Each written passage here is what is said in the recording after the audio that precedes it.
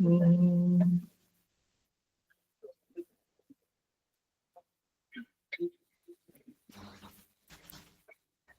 Om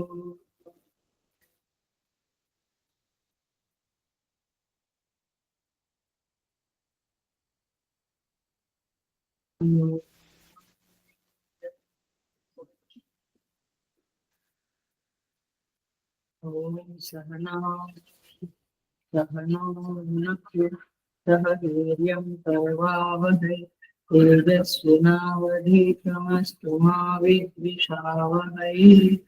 Om Shanti Shanti Shanti.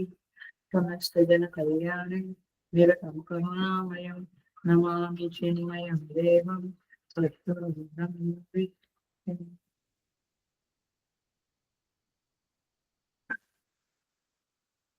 Hari Om. I welcome you all with great love and great respect in this Bhagavad Gita discourses. हमारा 13वां अध्याय चल रहा है। 30वां श्लोक से आज शुरू करेंगे।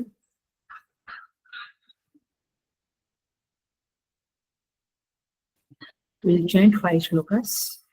ओम श्री परमात्मने नमः। अथ त्रयोदशोऽध्यायः।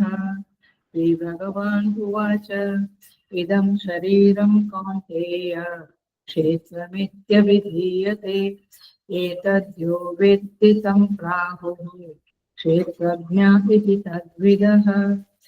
क्षेत्रज्ञं चापि मां विद्धि सर्वक्षेत्रेषु भारत। क्षेत्रक्षेत्रज्ञयोः ज्ञानं यत्तज्ज्ञानं मतं मम। तत्क्षेत्रं यच्च यादृक् च यद्विकारि यतश्च यत् स च यो यत्प्रभावश्च तत्समासेन मे शृणु। ऋषिभिर्बहुधा गीतं छन्दोभिर्विविधैः पृथक् ब्रह्मसूत्रपदैश्चैव हेतुमद्भिर्विनिश्चितैः। महाभूतान्यहङ्कारः बुद्धिरव्यक्तमेव च इन्द्रियाणि दशैकं च पञ्चचेन्द्रियगोचराः। इच्छा द्वेषसुखं दुःखं सङ्घातश्चेतना धृतिः एतत् क्षेत्रं समासेन सविकारमुदाहृतम्। सो 30वां श्लोक पे हम आए हैं। पहला और दूसरा श्लोक हमने देखा। क्या है पहला और दूसरा श्लोक? भगवान कहते हैं इस शरीर को क्षेत्र समझो और इस शरीर को जो जानता है उसका नाम है क्षेत्रज्ञ और वह मैं हूँ ऐसा समझो। क्षेत्रज्ञं चापि मां विद्धि सेकंड श्लोक में। और यही पूरे चैप्टर का क्रक्स है, एसेंस है, सार है। भगवान कहते हैं ये एक महत्व की बात कही भगवान ने और दूसरी बात ये कही वही सेकंड श्लोक में। क्षेत्र क्षेत्रज्ञयोः ज्ञानम यत् तत् ज्ञानम नतम मम। जो क्षेत्र और क्षेत्रज्ञ का ज्ञान है वही वास्तव में ज्ञान है। माने पेड़ पौधों का ज्ञान, ग्रह नक्षत्रों का ज्ञान वो ठीक है, लेकिन जो क्षेत्र है और क्षेत्रज्ञ है उसका ज्ञान वास्तव में ज्ञान है, माने जीव जगत और ईश्वर।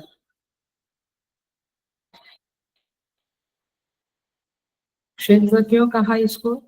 माने खेत क्यों कहा? खेत शरीर माने खेत के समान, क्योंकि खेत में जैसे बीज बोते हैं तो समय आने पर फल मिलता है, पौधा उगता है, गेहूं आते हैं। वैसे ही इस शरीर के द्वारा जो बोए हुए कर्मों के संस्कार रूप बीज है उसका फल भी समय पर प्रकट होता है, इसलिए इसको क्षेत्र कहा गया है, माने खेत, फील्ड।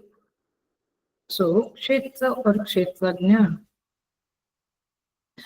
भगवान कहते हैं क्षेत्रज्ञ चापी माम विद्धि, मुझे क्षेत्रज्ञ जानो।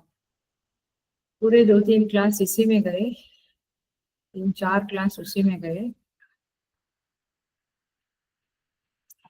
क्षेत्रज्ञ शब्द का अर्थ ऐसा है, भगवान ने खुद कहा सेकंड श्लोक में ही, पहले श्लोक में ही, एतद्यो वेत्ति तं प्राहुः क्षेत्रज्ञ इति तद्वेदः।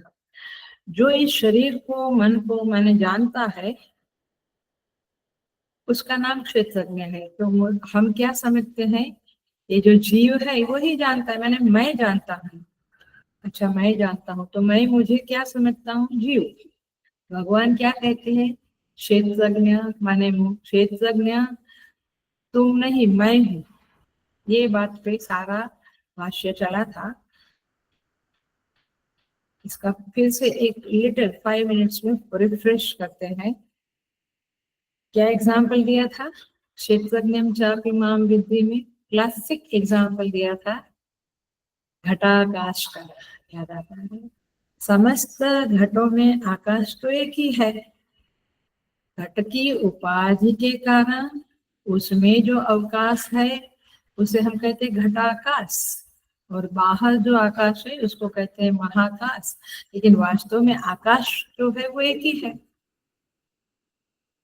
तो उसे घटाकाश कहते हैं। और सारे घटाकाश, मजे की बात है, हेलो ध्यान से सुन लेना, सारे घटाकाश अपने को एक दूसरे से भिन्न समझते हैं, है ना। तो घट की अनेकता का आरोप घटाकाश के कारण हो जाता है, उसमें लगाते हैं। तो क्यों, क्योंकि हम आकाश को आकाश की दृष्टि से नहीं देखते हैं, घट की दृष्टि से देखते हैं। इसीलिए हमें लगता है कि अलग अलग घट है और इसका नाम घटाकाश है, छोटा घटाकाश, बड़ा घटाकाश। ये घटाकाश में जो भेद है, घट में जो भेद है, वो आकाश में आरोपित हो गया। उसी तरह से क्षेत्रज्ञम चापि माम विद्धि, एक चेतन परमात्मा है, जैसे आकाश एक है वैसे एक चेतन परमात्मा है, वही समस्त शरीरों में, चाहे चींटी का हो, लिजार्ड का हो, कैमल का हो, घोड़े का, गधे का, आदमी का, कौवे का, चिड़िया का, किसी का भी, सब में वह एक चेतन विराजमान है। जैसे एक आकाश सारे घटों में विराजमान है, वैसे इसी को कहेंगे समस्त क्षेत्रों में वह एक चेतन उपस्थित है। क्षेत्र की उपाधि से देखेंगे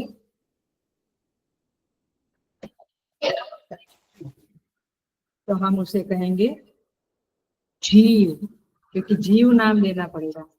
परमात्मा तो एक है लेकिन हम तो एक दूसरे को अलग समझते हैं, तो उसे कहा जाएगा जीव।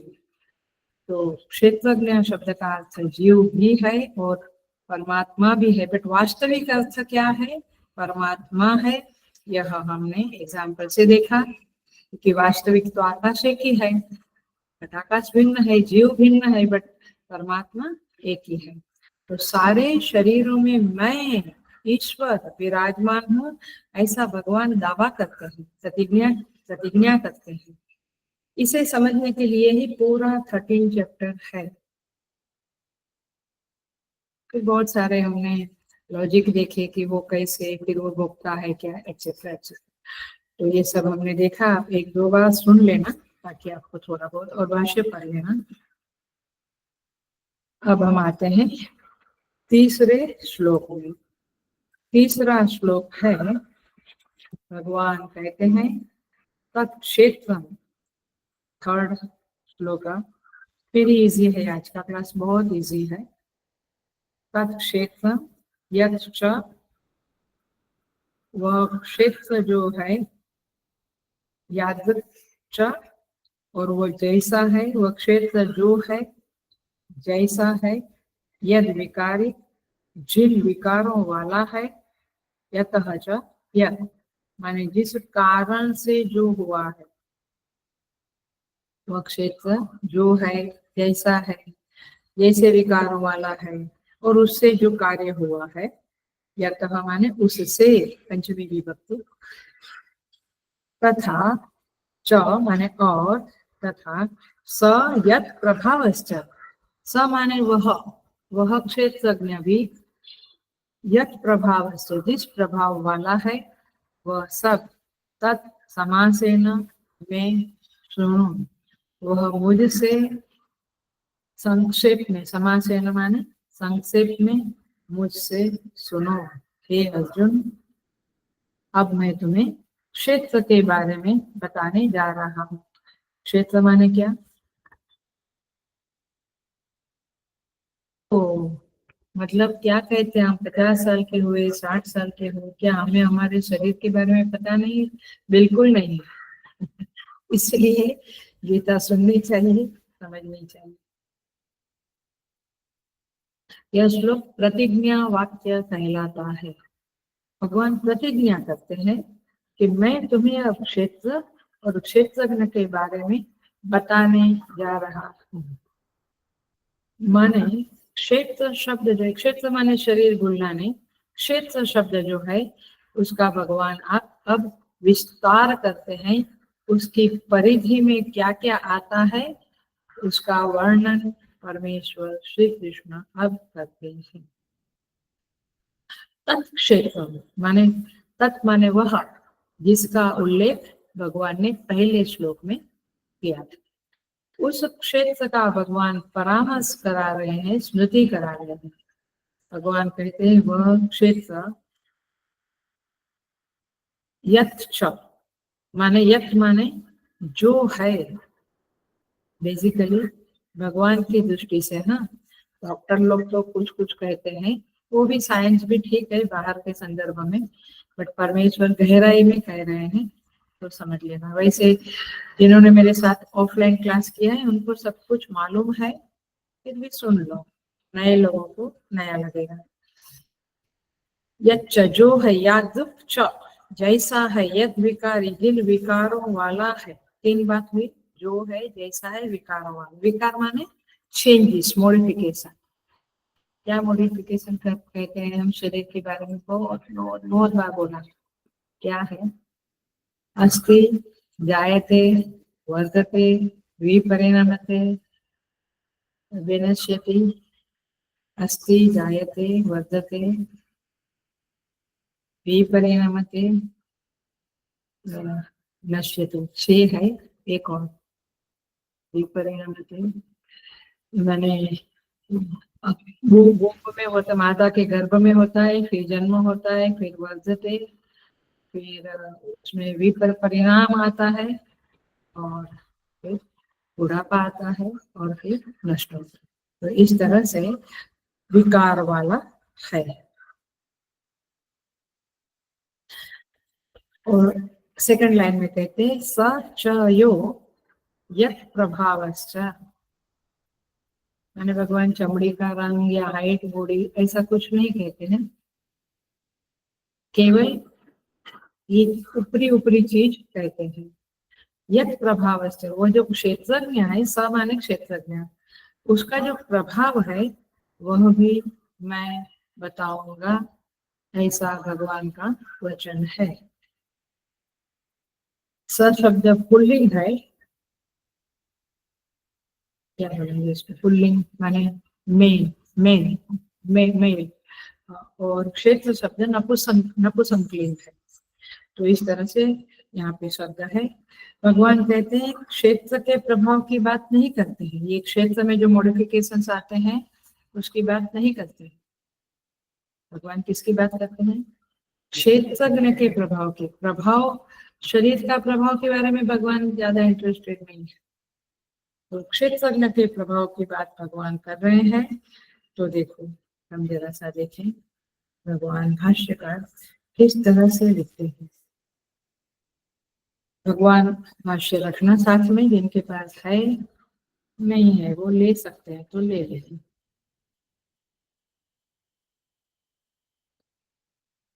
भगवान कहते हैं तीसरे श्लोक में, वो क्षेत्रज्ञ जो है सयत प्रभावो, ये प्रभाव उपाधिकृता, ये प्रभाव किसके कारण है?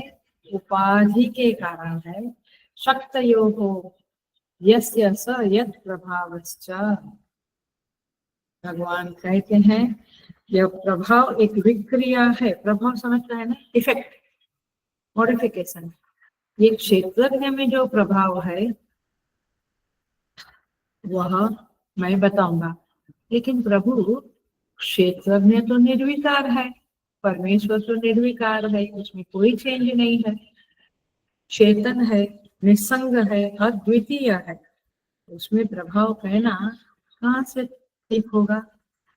क्योंकि प्रभाव तो विक्रिया है, प्रभाव में अनेकता है, नानात्व है, समझता है क्षेत्रज्ञ। माने जो भी प्रभाव होता है, ये बिल्डिंग पे प्रभाव पड़ा, जैसे हमारी सोसाइटी में कल बहुत बड़ा पेड़ गिर गया, प्रभाव, बारिश का प्रभाव, प्रभाव बहुत कुछ है, रास्ते टूट जाते हैं, बहुत सारे प्रभाव में नानात्व है। तो प्रभु आप में, आपका प्रभाव माने आप में भी ये नानात्व है, विक्रिया है? नहीं। अभिप्राय समझे। भाष्यकार ने बहुत सहाय किया। भाष्यकार कहते हैं प्रभाव उपाधिकृता शक्तयः यस्य स यत् प्रभावस्य। ये क्षेत्रज्ञ की जो उपाधि है, तो परमात्मा में जो प्रभाव प्रकट होता है उपाधि के कारण है, उपाधिकृता, बिकॉज ऑफ द उपाधि। उपाधि समझता है ना? क्लासिक एग्जाम्पल क्या देती हूँ हर बार? मिट्टी नहीं, कौन सा एग्जाम्पल देती हूँ? स्फटिकलिंग, स्फटिकलिंग और लाल पुष्प हमेशा का एग्जाम्पल है। स्फटिकलिंग के पास लाल पुष्प रखा, वो क्या है? स्फटिकलिंग की उपाधि है ना? उपसमीपे स्थित्वा स्वगुणान दधाति इति उपाधि। पास में रहकर अपने गुणों को दे देता है, किसको? उपहित को। तो लिंग, स्फटिक लिंग क्या है? शिव जी का उपहित है, और लाल पुष्प उपाधि है। तो उपाधि पास में रखे तो वो स्फटिक लिंग लाल दिखने लगा, लाल हुआ नहीं, दिखने लगा। वैसे ये चेतन की उपाधि के कारण, ये शरीर की स्थूल शरीर, सूक्ष्म शरीर, कारण शरीर, उपाधि के कारण क्षेत्रज्ञ में प्रभाव दिखने लगा। वास्तव में ये प्रभाव किसका है? उपाधि का है। स्फटिक लिंग में कोई कलर नहीं घुस गया, वो जैसा का तैसा, वैसे चेतन क्षेत्रज्ञ जैसा का तैसा है। लेकिन उपाधि की अपेक्षा से, हिंदी समझना, परमात्मा में उपलब्धा को प्रभाव की उपलब्धि होती है। उपलब्धा माने जो प्राप्त करता है, जो देखता है, उसे प्रभाव की उपलब्धि होती है। परमात्मा स्वयं प्रभाव युक्त नहीं होता है। उपाधि की अपेक्षा से परमात्मा में उपलब्धा को प्रभाव दिखता है, प्रभाव की उपलब्धि होती है। वास्तव में परमात्मा चेंजलेस है, उसमें कोई विक्रिया, मॉडिफिकेशन नहीं। सो परमात्मा शक्ति युक्त है, ये सच है, ये है वास्तविकता। शक्ति युक्त माने ब्रह्मा जो निर्विकार है वो अलग है, माने वो एक रूप है उसका, लेकिन जो माया से युक्त है वो परमात्मा कहा जाता है, परमेश्वर इति युक्ता, माने क्षरः सर्वाणि भूतानि कूटस्थोऽक्षर उच्यते। क्षर ये जगत है और कूटस्थ जीव है, और परमात्मा उसे उत्तम महापुरुष स्तन्यः परमात्मा चिदारुतः, वो परमात्मा है। तो जो शक्ति है वो माया है, तो माया युक्त है परमात्मा, बट प्रभाव युक्त नहीं है। ऐसे स्फटिकलिंग पुष्प युक्त है, पुष्प बाजू में है, लेकिन उसका कलर वगैरह उसमें नहीं रहता है। तो परमात्मा शक्ति युक्त होकर उपलब्ध होता है, और फिर नाना प्रकार के प्रभाव उपलब्धा को उसमें दिखते हैं। वास्तव में वो प्रभाव युक्त नहीं होता है। इसका एग्जाम्पल हम समझे, चैप्टर 9 में आता है 18 नंबर में। गतिर्भक्ता प्रभु साक्षी निर्वासा शरणं सुहृता प्रभव प्रलय स्थानं निधानं बीजमव्ययम्। गति भर्ता प्रभु साक्षी निवास शरणं सुहृद प्रभव प्रलय स्थानम निधानम बीज अव्यय।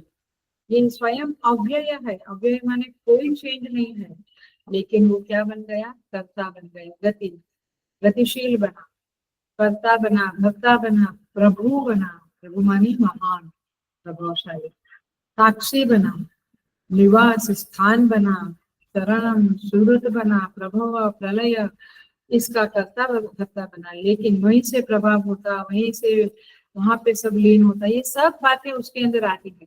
बट वो स्वयं माने जैसे स्फटिक लिंग के पास ब्लू पुष्प रखा, नील पुष्प रखा, लाल पुष्प, येलो, व्हाइट, हर एक कलर के रखा, तो वो हर एक कलर का दिखता है। तो हर एक कलर वाला स्फटिक ऐसा बोलते हैं, सफेद स्फटिक है, लाल स्फटिक है, लेकिन वास्तव में वो है नहीं। वैसे प्रभु गति भर्ता निवास स्थान, हम सब कहाँ निवास करते हैं? उसी में। ऐसा सब है, लेकिन वह कर्ता बन सकता, दयालु, कृपालु, अनुग्राहक बनता है, वह जगन निवास, भक्ता, सब कुछ बनता है, लेकिन वास्तव में नहीं। सो ये सब रूप औपाधिक है। हेलो, औपाधिक है, ये बात समझने जैसी है, क्योंकि भगवान भाष्यकार, इसलिए भाष्य तक पढ़ते जाएंगे, पढ़ते जाएंगे, पढ़ते जाएंगे, एक एक शब्द भाष्य का आपको बहुत कुछ खोल देगा, बहुत कुछ खोल देगा। सो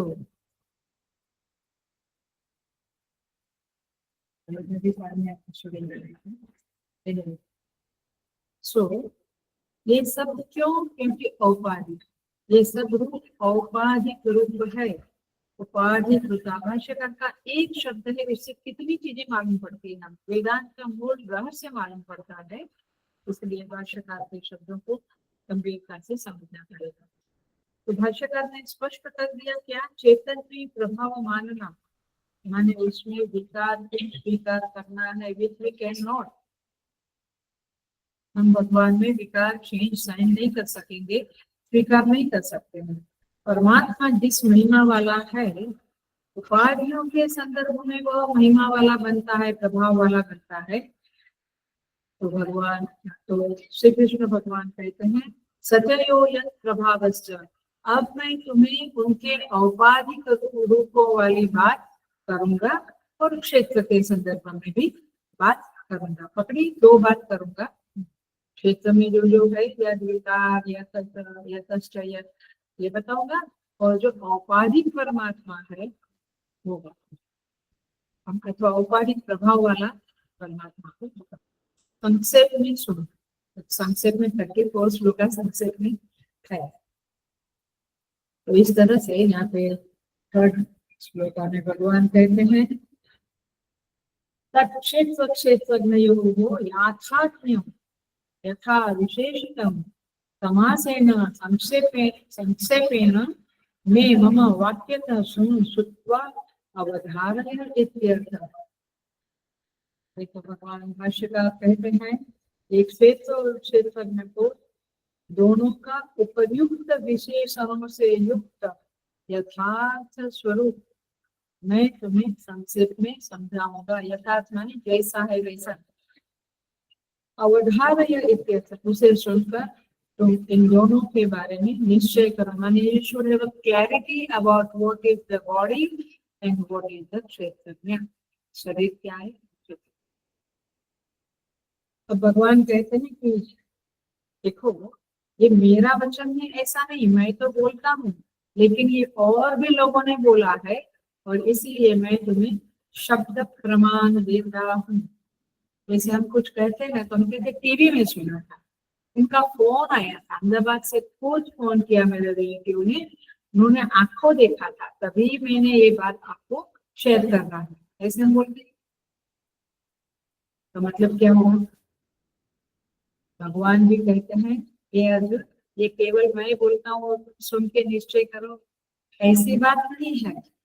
कहाँ कहाँ किस किस ने बोला है, मैं शब्द प्रमाण प्रस्तुत करता हूँ। तो फिर सेकंड श्लोक जो है यह प्रमाण वाक्य है। पहला क्या था श्लोक,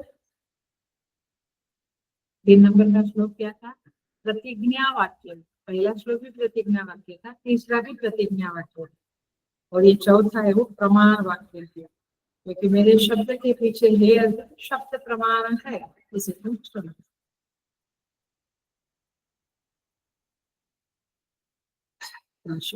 मीनिंग देखते हैं, पदच्छेद तो होगा ही मेरे ख्याल से सबके पास। ऋषिभिः बहुधा गीतम् छन्दोभिः विविधैः पृथक्। ऋषिभिः बहुधा गीतम् माने ऋषियों द्वारा बहुत प्रकार से कहा गया है। क्या कहा गया है, क्षेत्र और क्षेत्रज्ञ के बारे में बहुत बातें उन लोगों ने करी है। किसमें, ऋषियों ने। ऋषिभिः बहुधा गीतम्, गीतम् माने गाया है, बताया। छंदो भी पहला वाक्य है ना, सेकंड वाक्य। छंदो भी ही विविध ही पृथक, विविध वेद मंत्रों द्वारा। छंद माने वेद, माने वेद मंत्र, वेद मंत्रों द्वारा, विभिन्न प्रकार के वेद मंत्रों द्वारा ही पृथक, पृथक माने विभाग पूर्वक कहा गया है। इसको क्षेत्र बोलते हैं, इसको क्षेत्र में बोलते हैं। ऐसा विभाग पूर्वक वेदों में भी बताया है। पहला क्या बोला था, ऋषियों के द्वारा बताया है, अब क्या बोला, वेदों के द्वारा भी पृथक पृथक तरह से एक क्षेत्र में ऐसा विविध प्रकार से उसके बारे में बताया। तीसरा बोलते हैं वाक्य भगवान, ब्रह्मसूत्र पदेश्चैव पदैः च एव तथा च माने एक था।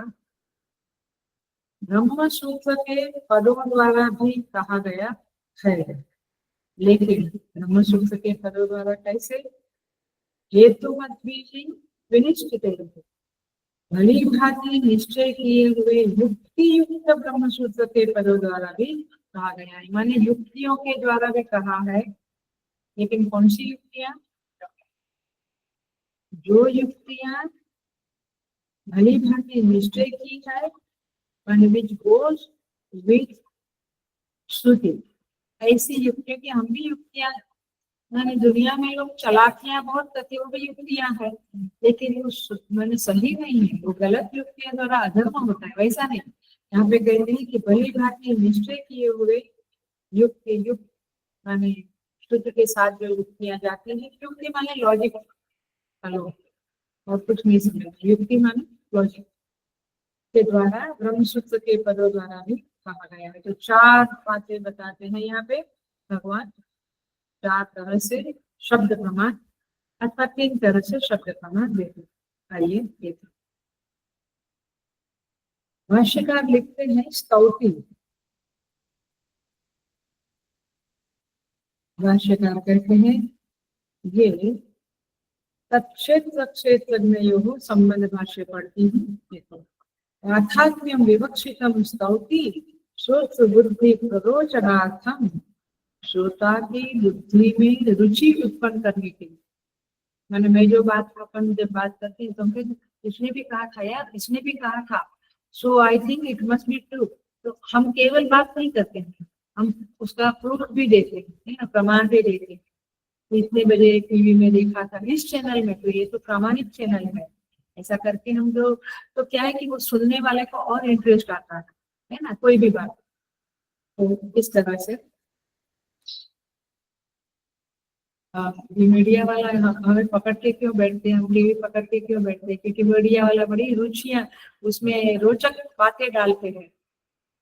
घर में क्या हुआ, बाद में क्या हुआ, पहले फ्लाइट में बैठने के पहले क्या बात हुई थी, क्या फोन हुआ था, और अब घर का माहौल क्या है, इस तो रुचि उत्पन्न करते। नहीं तो एक मैसेज दे दिया A1 ऐसा, मैंने ये फ्लाइट ड्रीम लाइनर क्या, ऐसे नहीं, बहुत रुचिप्रद बना के बातें करते, तब चिपक के बैठते हैं लोग। उस तरह से भगवान भी थोड़ा रुचिकारक बात करते हैं। तो भाष्यकार कहते हैं श्रोता की बुद्धि में रुचिप्रदो प्ररोचनार्थम, रुचि उत्पन्न करने के लिए एक क्षेत्र और क्षेत्र के यथार्थ स्वरूप की स्तुति करते हैं उसकी प्रशंसा करते हैं, उसकी महिमा बताते हैं, तो स्तुति शब्द है। तो कैसे बताते हैं? ऋषि भी बहुधा गीता। देखो बड़े लोग जो होते हैं वो किसी चीज के बारे में कहते हैं ना,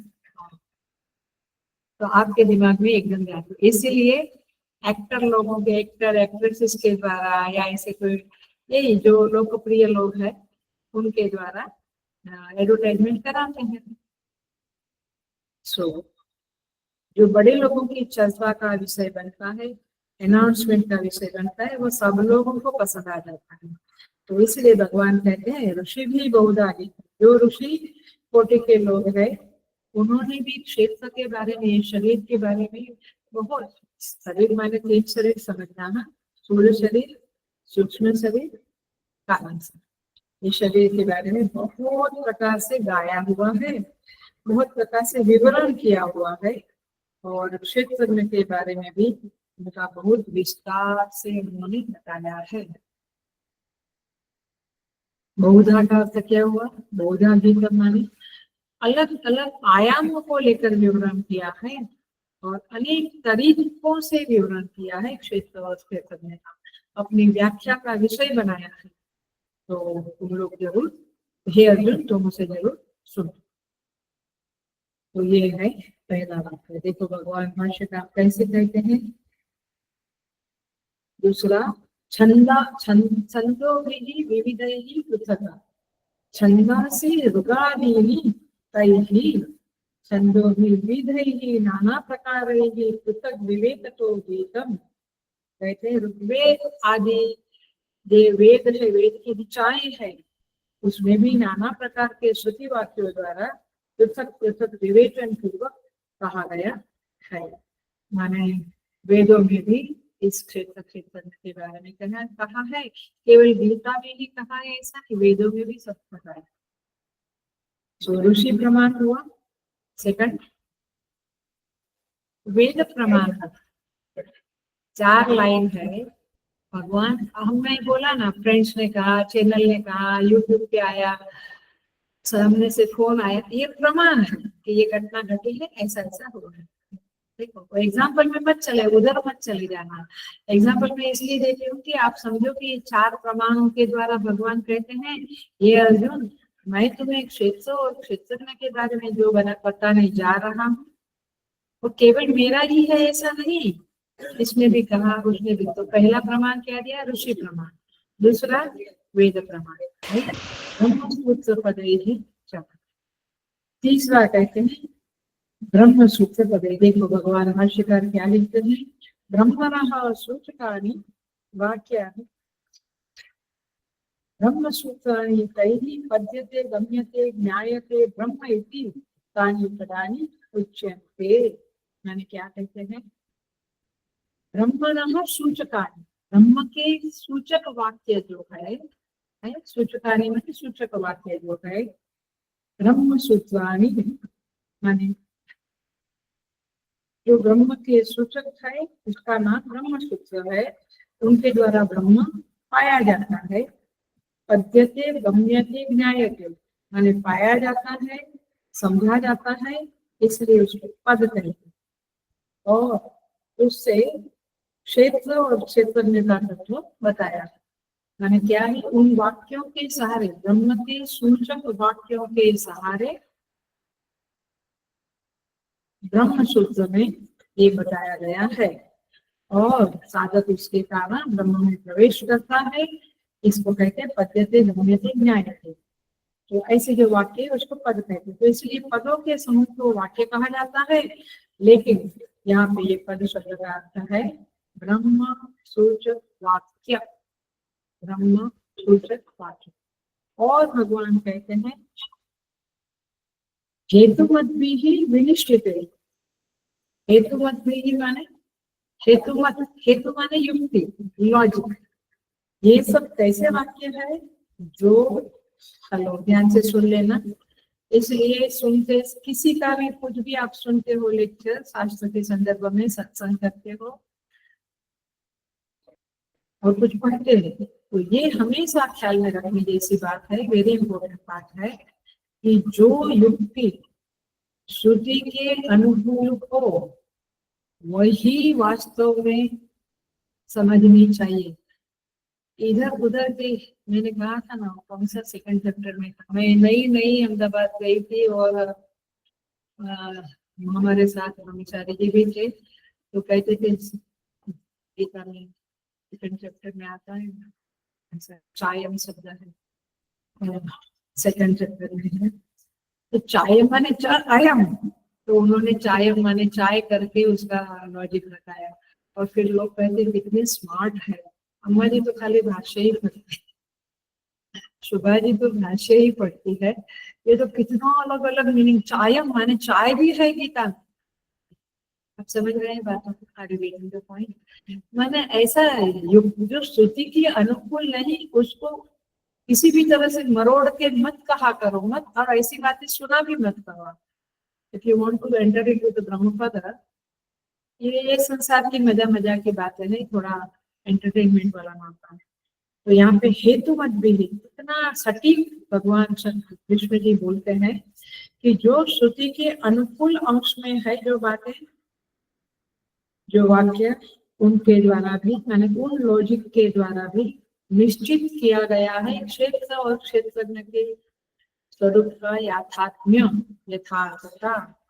तो इस श्लोक में जो बताए हैं ये सारे प्रमाण है, माने युक्ति भी प्रमाण है, समझ में आता है? अच्छा, श्रुति युक्त प्रमाण है, श्रुति के द्वारा युक्ति प्रमाण है, वेद प्रमाण है, लेकिन ऋषि कैसे प्रमाण है? ऋषि तो व्यक्ति है, मनुष्य है, वेद तो परमात्मा से आया है, तो व्यक्ति कैसे प्रमाण है? तो प्रमाण में प्रमाण के बारे में ऐसा कहते हैं कि युक्ति, अश्रुति, युक्ति और अनुभूति, ये 3 प्रमाण है। माने मेन तो अपना प्रत्यक्ष प्रमाण, अनुमान प्रमाण और शब्द प्रमाण है, बट उसमें जो उप प्रमाण सारे आते हैं जैसे अनुपलब्धि, ऐसे अनुभूति प्रमाण भी है, वो भी एक प्रमाण है। तो ऋषि मुनियों ने उस ब्रह्म को ब्रह्म पद में प्रवेश किया और इसलिए उनका वाक्य अनुभूति प्रमाण कहा जाता है। मैंने ऋषि जो बोला वो सत्य है, ऐसा मानना चाहिए। श्रुति, युक्ति, अनुभूति, ये भी एक प्रमाण कहा जाता है, प्रमाण कोटि में आता है। तो इसीलिए वह आप्त वचन है। आप्त वचन माने जो बड़े बड़े महापुरुष लोग हैं वो हमें आप्त समझ के बात करते हैं। तो इस प्रकार से यहाँ पे श्रुति, ऋषि भी, छंदो भी, ब्रह्मसूत्र पदे शैव, हेतु मत भी, हेतु के द्वारा, युक्ति के द्वारा भी बताया गया है। इस युक्ति कौन सी? जो वेदों की श्रुति की अनुकूल युक्ति है, शायम वाली नहीं, कुछ भी किधर का भी कुछ भी नहीं। अपने बहुत स्मार्ट है, बहुत इंटेलिजेंट है, तो अपने कुछ भी अर्थ निकालता है और कुछ भी कहता है, वो नहीं। आपको इसीलिए शांकर भाष्य इज द स्टैंडर्ड, ऑथेंटिक। वहीं से जो भी हमारे मन में मनन चिंतन होता है तो उसका प्रूफ भाष्य से जान लो। हर बार आचार्य अवेलेबल नहीं होता है, तो भाष्य से जान लो। तो यहाँ पे कहते हैं तैहि एव च क्षेत्र क्षेत्रज्ञयोः याथात्म्यं वेदम् इति अनुवर्तते। इसीलिए इस क्षेत्र और क्षेत्रज्ञ का तत्व कहा गया है क्या? आत्मा इति एव उपासित। बृहदारण्यक उपनिषद में आता है क्या? आत्मा एव, केवल माने, एव माने केवल, आत्मा एव इति एव उपासित माने केवल आत्मा ही है और कुछ नहीं। सब कुछ जो है वह आत्मा ही है। ईशावास्यम इदं सर्वम, उसी का एक अनुवाद अथवा उसी टाइप का एक और वाक्य बृहदारण्यक में है, आत्मा इति एव उपासित। आत्मा ही है और कुछ नहीं है, माने एक परमेश्वर सर्वत्र विराजमान है, विद्यमान है, इति एव उपासित, ऐसे उपासना करो। इस तरह से यहाँ पे ऐसी उपासना करनी चाहिए। उपासित इत्यादि वाक्यों से यहाँ पे बताया गया है कि क्षेत्रज्ञ मैं ही हूँ, ऐसा भगवान जो बोला उसका भगवान ने प्रूफ दिया, प्रमाण दिया। ये सब लोगों के द्वारा भी बोला गया है। अब आइए 5वें श्लोक में प्रवेश कर जाते हैं।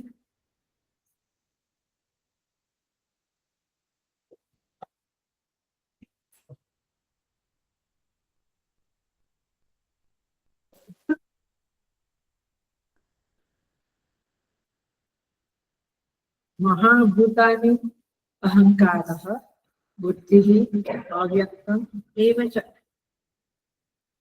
इन्द्रियाणि दश एकम च पंच च इंद्रिय गोचराः। कहते हैं कि महाभूतानि माने पांच महाभूत। पांच महाभूत कौन से? अभी तो बारिश बरस रहा है। आकाश, वायु, जल, अग्नि, पृथ्वी। अथवा आकाश क्रम में देखे तो आकाश, वायु, अग्नि, जल और पृथ्वी, ये पांच क्या है? महाभूतानि। ये सूक्ष्म पंच महाभूतानि, ऐसा इसका अर्थ लेना चाहिए।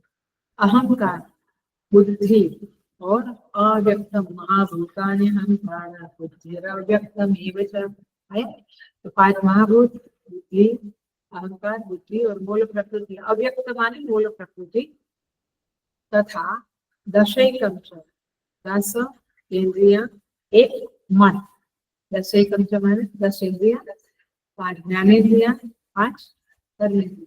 उनसे कौन सी है? श्रोत्र, त्वचा, श्रोत्र, त्वक, नेत्र, रसना और घ्राण, ये 5 ज्ञानेन्द्रिय। वाक् पाणिपाद,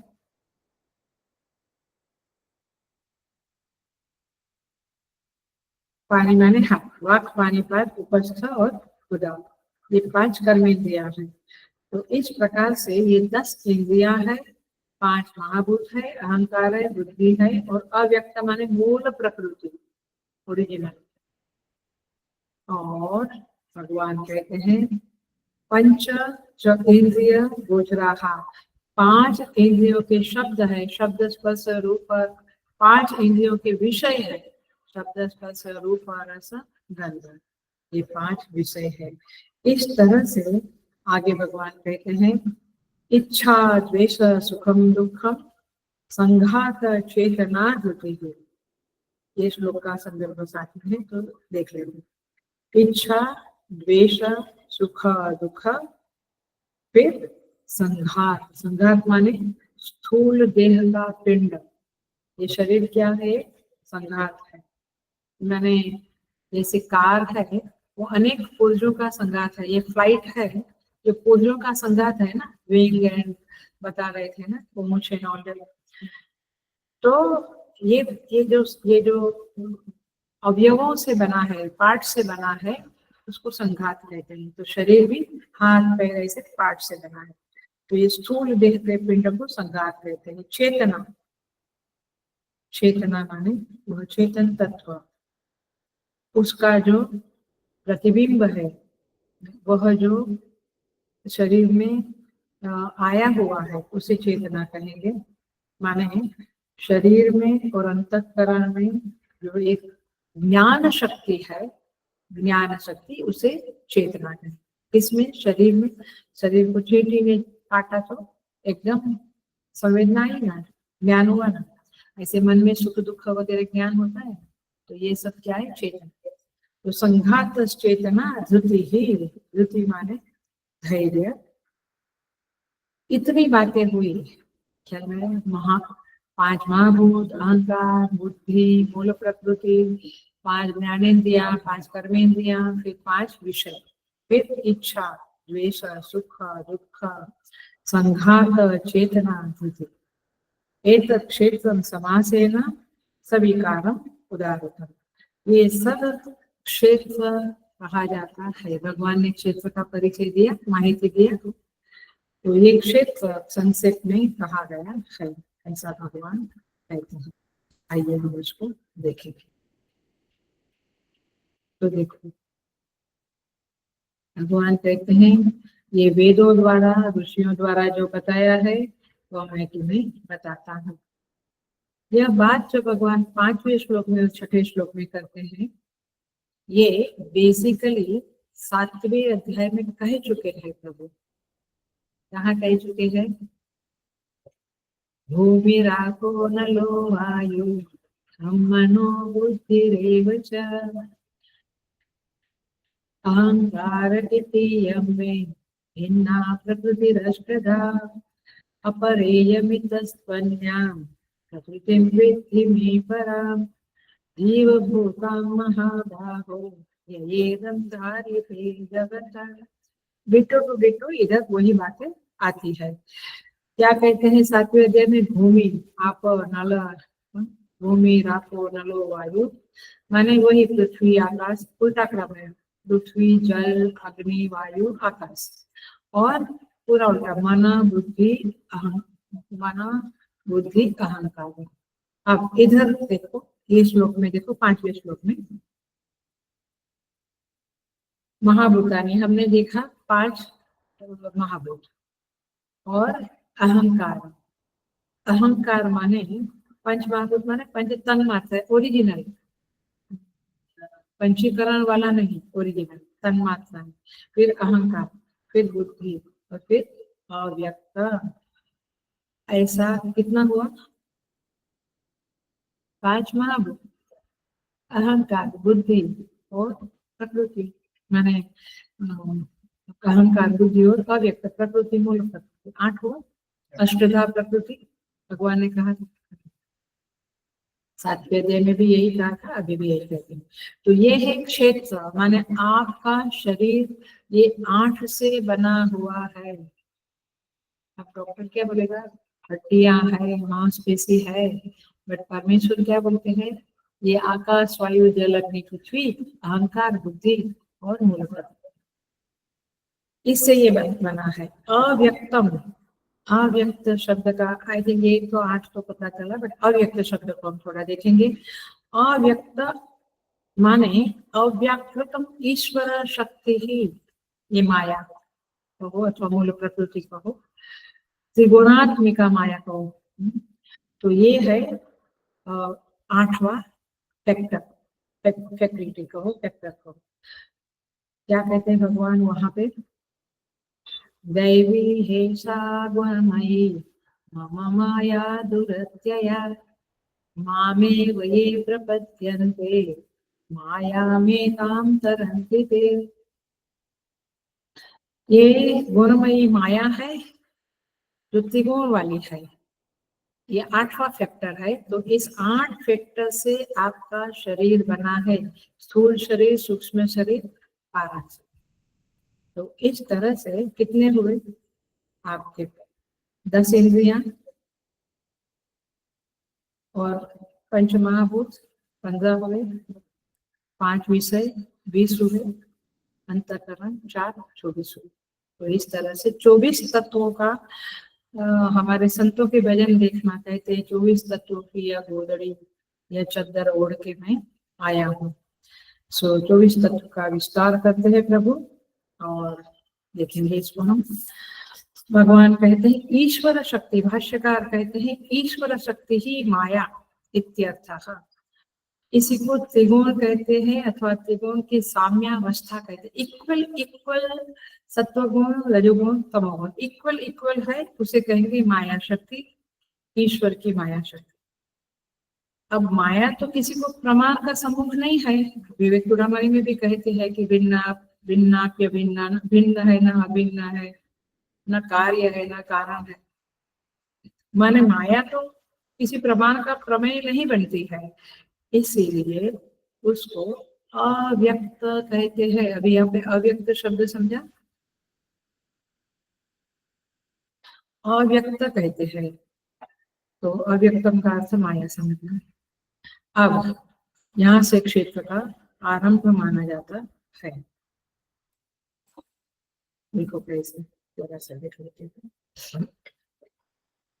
उस माया में, उस अव्यक्त तत्व में विक्षोभ हुआ, डिस्टर्बेंस हुआ, तो महत तत्व की उत्पत्ति। महत तत्व माने हिरण्यगर्भ, उसी को समझ के बुद्धि कहा, उसी को यहाँ पे बुद्धि शब्द से कहा है। फिर उसमें परिणाम हुआ तो अहंकार बना, है ना। 3 शब्द पकड़ में आया, अव्यक्त, बुद्धि और अहंकार। तो अहंकार बना, ये दूसरा विकार बना। अहंकार माने मन, समष्टि मन, बुद्धि माने समष्टि बुद्धि, समष्टि बुद्धि माने हिरण्यगर्भ। सो अब ये जो अहंकार बना उसमें फिर परिणाम हुआ, मॉडिफिकेशन हुआ, उससे सूक्ष्म पंच महाभूत बने, आकाश वायु अग्नि जल। तो ये पंच महाभूत किससे बने? अहंकार में परिणाम हुआ। त्रिगुणात्मिका माया अव्यक्त, उसके बाद हिरण्यगर्भ बुद्धि, उसके बाद अहंकार, और उसके बाद पंचमहाभूत, सूक्ष्म पंचमहाभूत।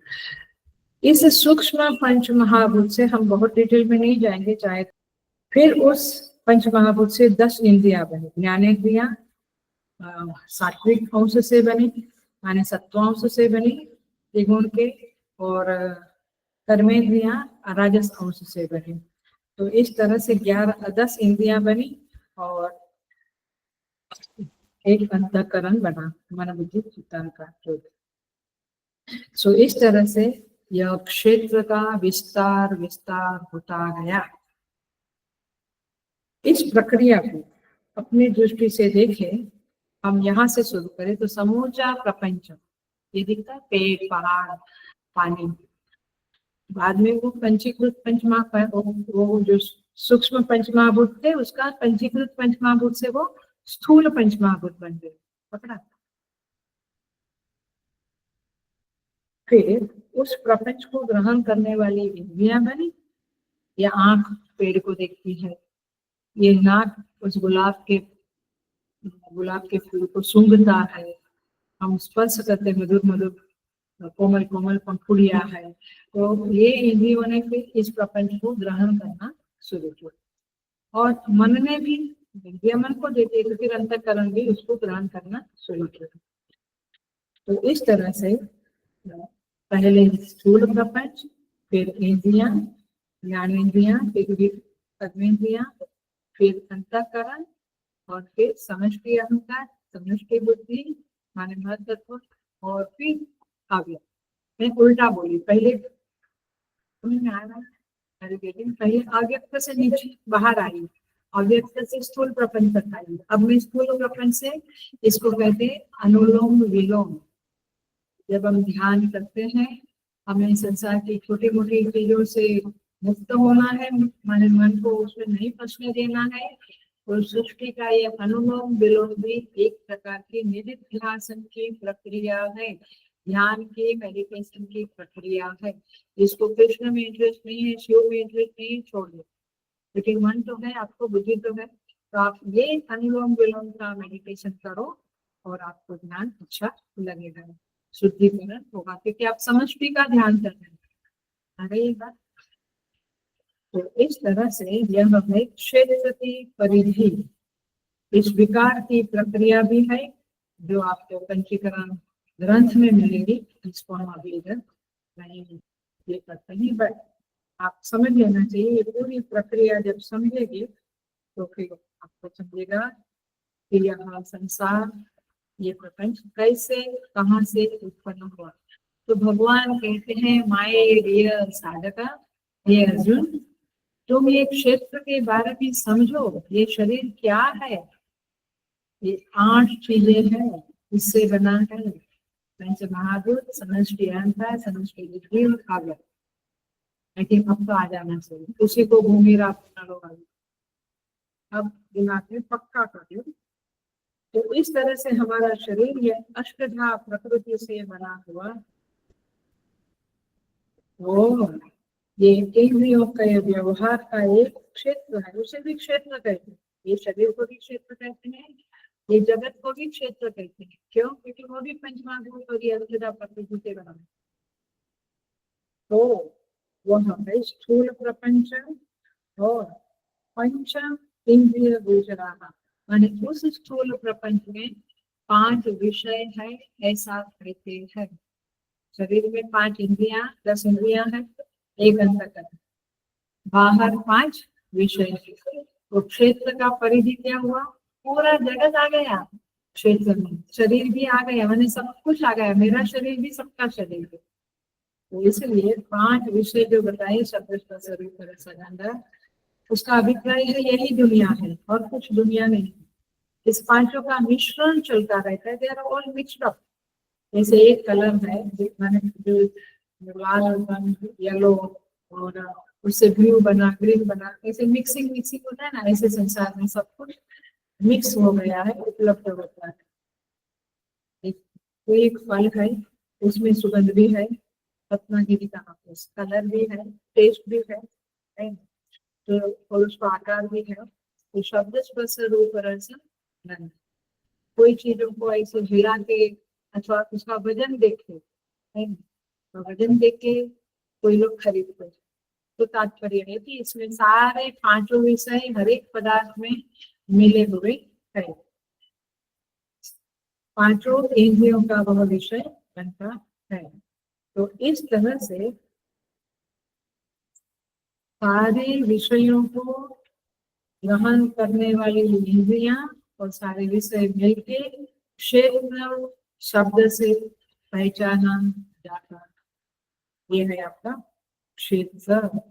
तो क्षेत्र की परिधि में सब कुछ आ जाता है, स्थावर जंगम सजीव निर्जीव, लोगों का स्वभाव, रूप आता है, वजन आता है, हाइट आती है, सब कुछ क्षेत्र में आ जाता है। तो इस तरह से इसका अनुलोम विलोम क्षेत्र में देखते रहना चाहिए और इस तरह से आप पहुंच जाएंगे सृष्टि जहाँ से उदित होती है और जहाँ लीन होती है, उस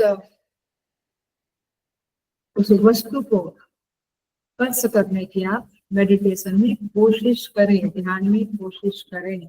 ये सारा, क्योंकि अव्यक्त क्या है, त्रिगुणात्मिका प्रकृति माया, वो क्या है, ईश्वरस्य शक्तयः, यहाँ पे शब्द लिखा है, और ईश्वर की शक्ति है, पहले बताया था जो शुरू हो गया वहां पे था, ईश्वर शक्ति ही माया इत्यर्थ। मैं थोड़ी देर पहले ही बोली हूँ कि भाष्यकार के एक एक शब्द आप ध्यान से पढ़ें तब जाकर बहुत चीजें खुल जाएगी। अब देखो भाष्यकार ने तो इतना ही लिखा है कि ईश्वर शक्ति ही माया इत्यर्थ। अब कितना खुला हमने, वो माया शक्ति मैंने त्रिगुणात्मिका और फिर उसका पूरा प्रपंच खुला, और इसीलिए ये प्रभाव है वो ईश्वर में नहीं है, उसकी जो माया शक्ति के द्वारा जो उपाधियां हैं उसमें। तो ये माया शक्ति के संदर्भ में बातें हुई। अब हम आते हैं पंचचेंद्रिय गोचरा का भी थोड़ा सा समझ लेते हैं, फिर आगे छठे श्लोक पे आगे। ये क्षेत्र में आपस में व्यवहार होता है, हम तुमसे व्यवहार करते, तुम हमसे व्यवहार करते, हम बोल रहे हैं, आप सुन रहे हैं, व्यवहार हो रहा है। पंच ज्ञानेन्द्रिया और पंच विषय दोनों क्षेत्र ही है, ध्यान से सुनना, चलो अटेंशन प्लीज, ये थोड़ा सा समझने वाली बात। दोनों क्षेत्र है क्या, ज्ञानेन्द्रिया और पंच विषय जगत, उनके बीच में मेरी आंख है, ये नेत्रेंद्रिय है, लैपटॉप को देख रही है, आपको देख रही है, तो ये क्या हुआ, विषय के साथ मेरी इंद्रिय ने कॉन्टेक्ट किया, तो ये दोनों क्षेत्र है और क्षेत्र का आपस में व्यवहार चलता रहता है, होता रहता है।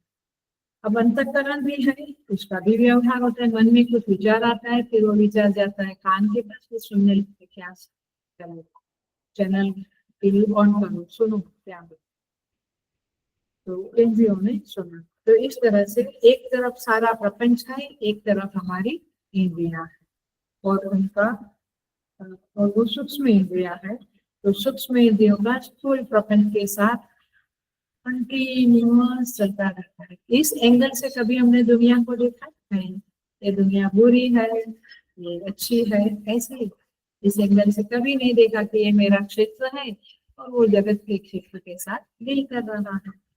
वैराग्य जल्दी आएगा यदि इस तरह से सोचेंगे। तो सूक्ष्म करण समुदाय का न केवल विषय के साथ, तो ये हुआ पहला, इंद्रियों का जगत के विषय के साथ कांटेक्ट होता है। दूसरा किस तरह से होता है, केवल विषय के साथ नहीं, अपने ही शरीर के साथ भी होता है। हाँ, अपने शरीर के साथ भी होता है, माने मेरी ही इंद्रियों का मेरे शरीर के साथ, यस, अभी हम बैठे हैं बीच में, ऐसे हमारे गुरुकुल में तो जैसे बैठे वैसे यू कांट चेंज द मांडी, क्या बोलते हैं आप, लाठी जो लगाते हैं पद्मासन वगैरह जो भी, आप हिल नहीं सकते हो। स्वामी जी खुद भी 2-2 घंटा हिलते हैं। बट कहने का तात्पर्य है कि पैर दुखने लगा, जो दुखने लगा किसको पता चला? अंतःकरण को, है ना।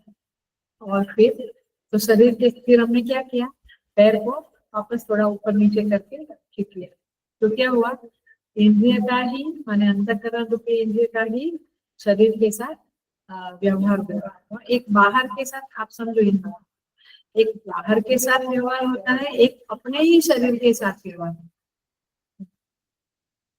तो इसको कहेंगे अंतर क्रिया। एक होती है बहिर्क्रिया, देखो क्या क्या हमारा शरीर के बारे में हम कितना जानते हैं, कुछ नहीं जानते।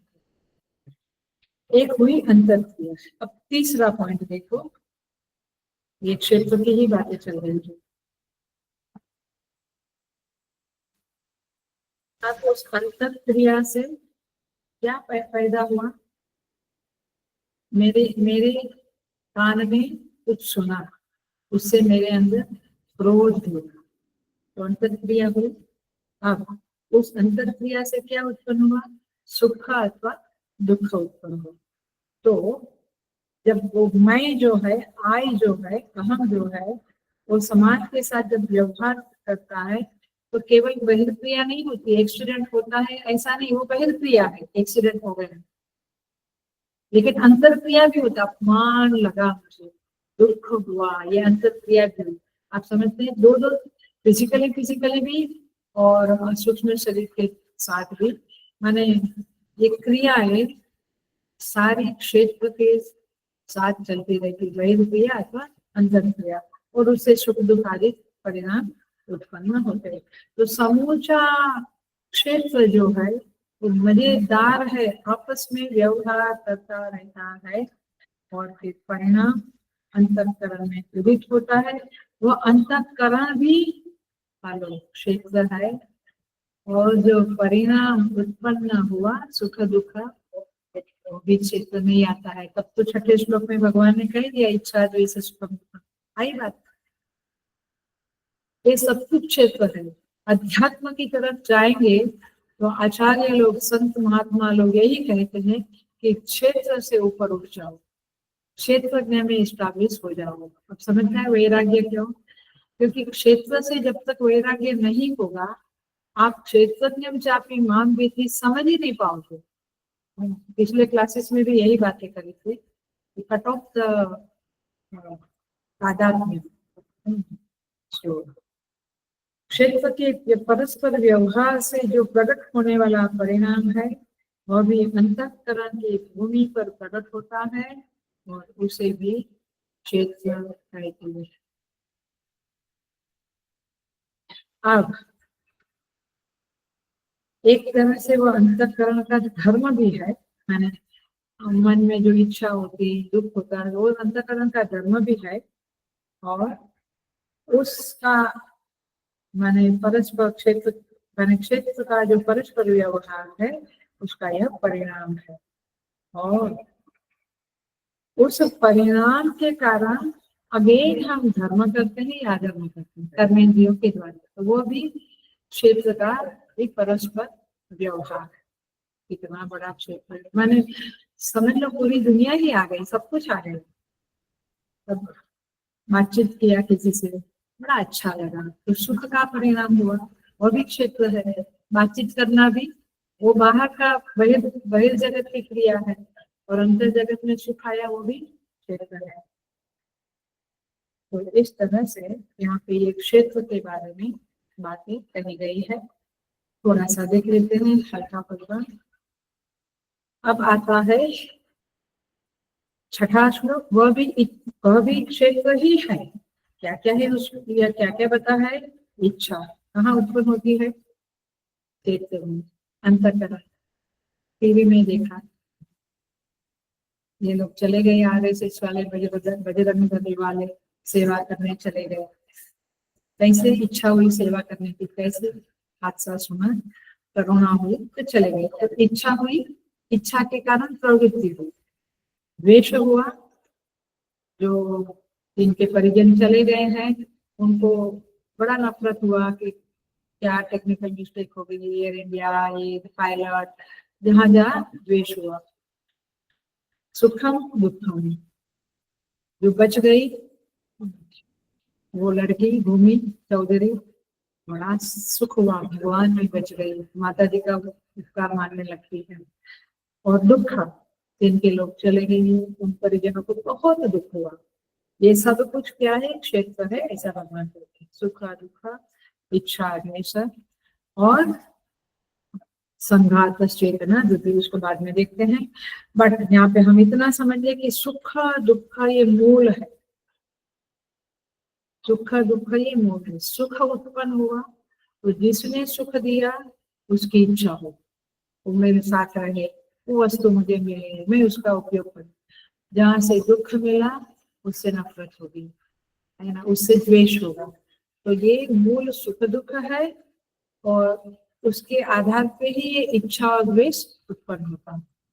ये बात तो परिणाम है इच्छा और द्वेष, मूल है सुख और दुख।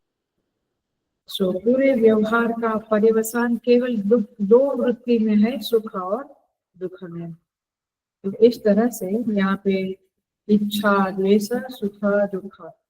अब यहाँ पे कहते हैं संघात चेतना वृत्ति। ये संघात शब्द जो है इसका सिंपल अर्थ समझ लो, ये शरीर जो है वह अनेक अवयवों का समूह है। इस समूह को भी संघात कहते हैं। कार एक संघात है अनेक पुर्जों का, विमान एक संघात है, ऐसे शरीर एक संघात है। कहीं कुछ बिगड़ता है तो पूरे शरीर को भोगना पड़ता है ना। विमान में कहीं एक जगह पे कुछ होता है तो सारी चीज, सारे विमान को भोगना पड़ता है और उसके अंदर बैठे हुए को भी भोगना पड़ता है। ऐसे शरीर में एक जगह पे कुछ होता है।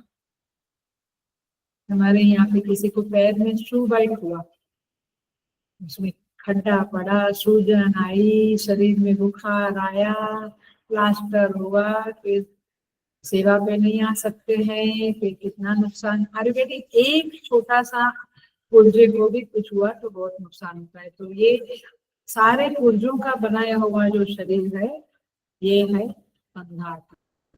समझ में संघात क्या है? तो ये है संघात। और चेतना माने, आप देखो